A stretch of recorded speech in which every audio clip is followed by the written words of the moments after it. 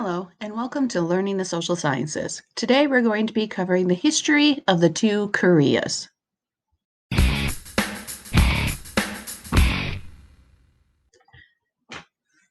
So, basic information about Korea. It's located in East Asia, and it is a peninsula with a whole bunch of peninsulas. It's surrounded by the East China Sea, the EC, also known as the Sea of Japan, and the Yellow Sea. It's mainly mountainous. However, it does have some smaller plains and some coastal plains. Now, China and Russia border North Korea to obviously the north, while South Korea's closest neighbor, besides North Korea, is Japan lying across the Korean Strait. Now, Korea is split at the 38th parallel, and both of them have taken very opposite courses since their split in 1945.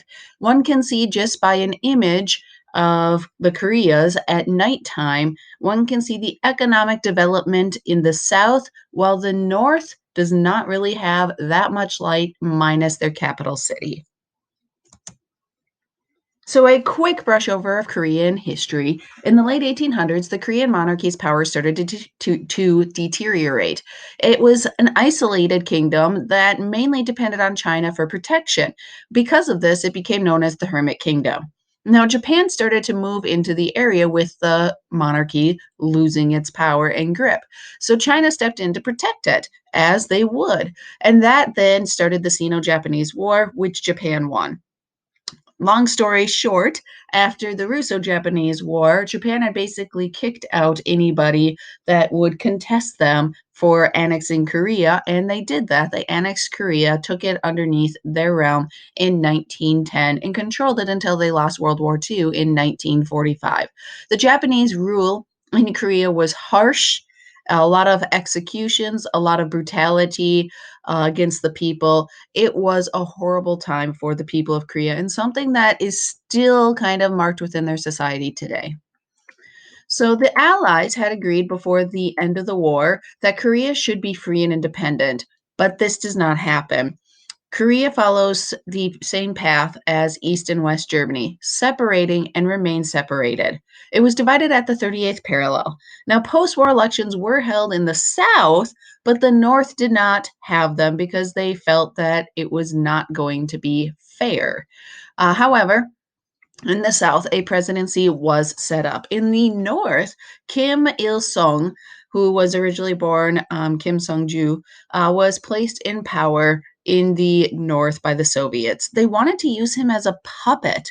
And really, this is a person that spoke very little Korean because most of his life he had spent in China. They had to go and write out everything and have him rehearse it if he had to give a speech in front of the nation so he would get it all right.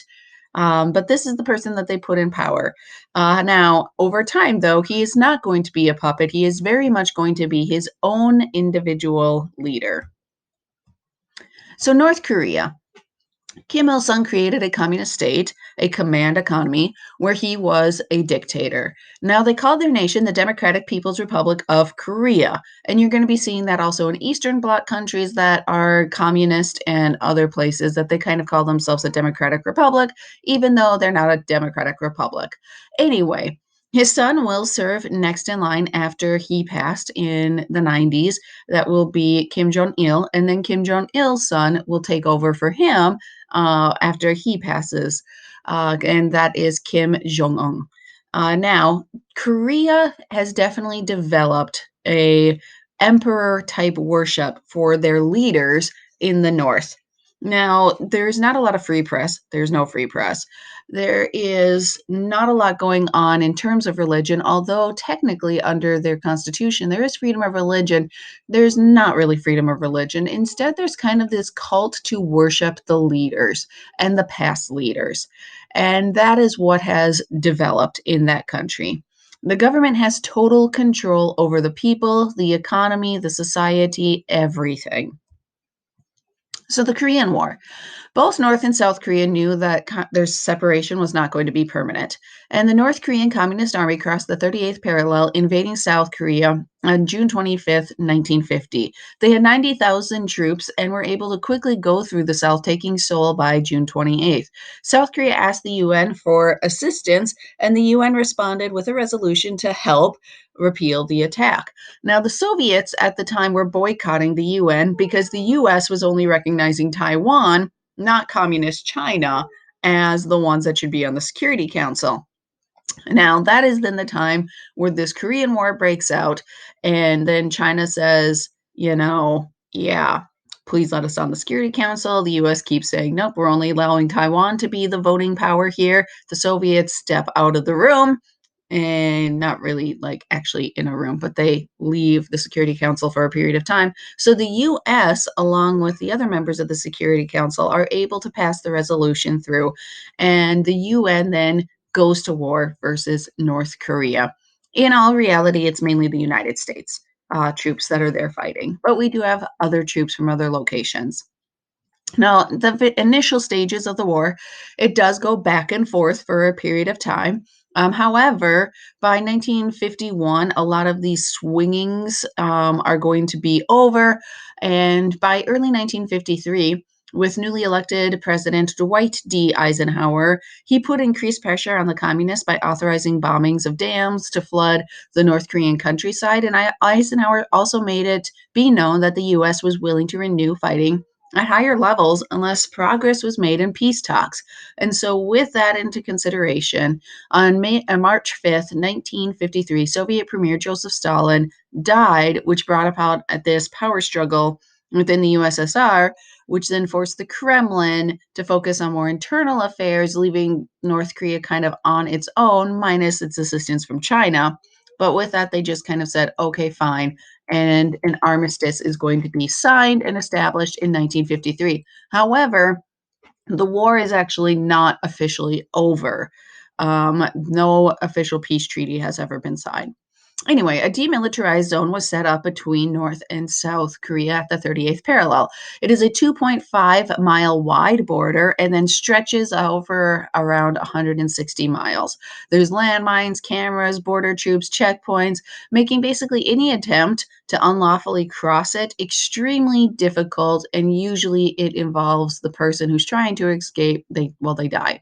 Occasionally, the two sides will actually even shoot at each other from time to time. And yeah, it is not a necessarily safe border.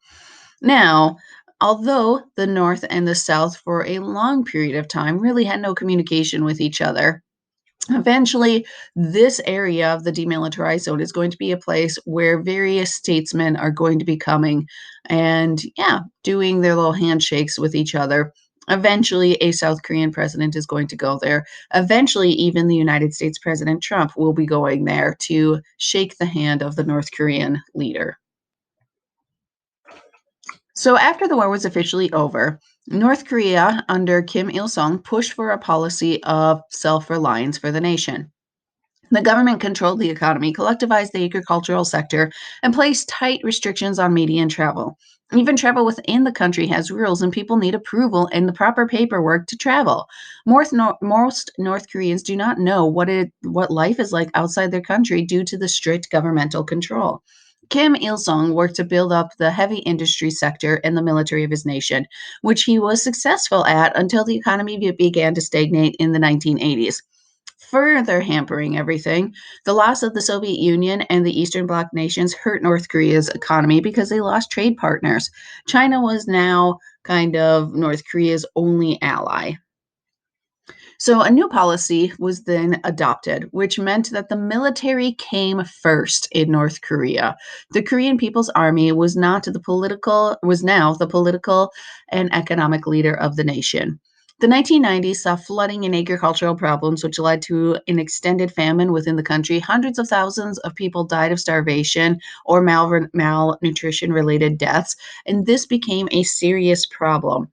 Also, during that time period is when Kim Il sung passed away and Kim Jong-il. So he assumed power of the country when his father passed away in 1994 and remained in power until his death in 2011. Although relationships with South Korea improved at the very beginning of his time serving as the second supreme leader of North Korea, tensions increased when he started to pursue nuclear weapons and pulled out from a treaty in 2003. The United States also was following suit with South Korea. It was making kind of inroads with North Korea. And then when they went and started to go pursue nuclear weapons, the United States also pushed away from any dealings with North Korea.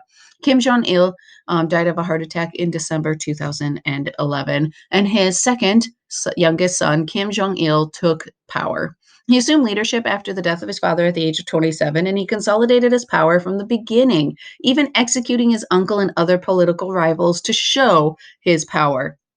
He had continued to work on missile technology and nuclear weapons. The country, though, has still not attained its goals within the industrial and chemical sectors and still has issues with agriculture. It's known as the food problem.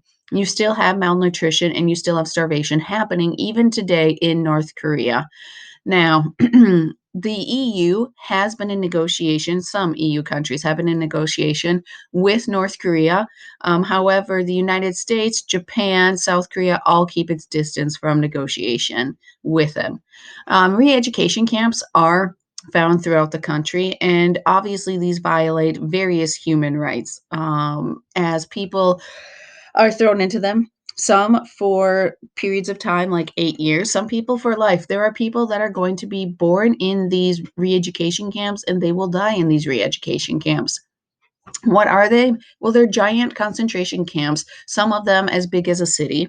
And in it, people are beaten, their lives are extremely restricted. They do the work that is pushed upon them, and malnutrition happens, starvation happens, people die of beatings, people die of other various violence. If you try to escape, obviously you're shot. Horrible, horrible places for people to be. Little is known of exactly what is going inside there because you don't have people getting out necessarily to give testimony as to the conditions. Every once in a while, you'll have somebody that maybe serves like 8 years in one of these re-education camps, and then they make the ultimate risk and then try to flee North Korea, usually through the Korean-Chinese border, and they might be able to get out and then explain what happened to them and what they saw in these camps. So that's about all we can know for what's going on inside these re-education camps. Now, South Korea, since the war, South Korea makes up around 45% of the area of the Korean Peninsula. The capital is Seoul, and they are a democratic republic with three branches of government. The current president is Moon Jae-in, and the current prime minister is Chung Sai-kwon. Now, the prime minister's role is similar to the vice president of the United States, if you want a comparison there. So, yeah, we also have the very first female head of state of East Asia from South Korea, Park Geun-hye, who served it from 2013 to 2017. Now, going back through their history since 1945, following the Korean War, South Korea, technically a republic, had issues, though, with political freedoms. It wasn't until 1961, when General Park Chung-hee took control of the government, that he started to release some of those restrictions. He allowed for more political freedom, and he pushed for rapid industrial development of his nation. By the end of his regime, South Korea's per capita income was 17 times higher than that of North Korea. However, Park is going to be assassinated in 1979. Another general is going to be taking over, but he is going to put a strict military rule. Basically, he's going to put South Korea on a martial law. Students and civilians are going to, though, rise up just a couple years later against these measures in 1981, and an election is going to be held, and Chung still wins the election. In 1987, though, he's going to be pushed out of office, and a revised constitution is going to be passed, and a free election is going to occur where Roh Tae-woo is going to be winning that election. South Korea is one of East Asia's most affluent nations. Its economy is right behind Japan and China. They have 25 million people live in the capital of Seoul, which is around 50% of the country's population. South Korea has hosted the Olympics twice, the Winter Olympics in 2018, the Summer Olympics in 1988. And the South Korean president, Kim Dae-jung, won the Nobel Prize in 2000 for his contributions to furthering democracy in South Korea, being one of those examples to the world. So that is it for the presentation. Thank you very much for listening. If you have any questions, comments, or concerns, please list them down below. Thank you. Bye-bye.